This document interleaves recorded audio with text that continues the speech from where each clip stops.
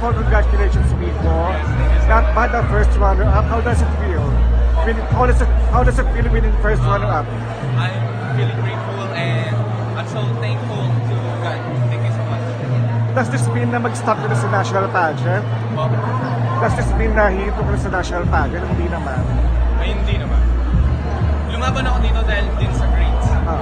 Kanino mo tinededicate yung pagkapanalo mo? At syempre, dinidedicate ko to, itong pagkapanalo ko is to my family and to my partner.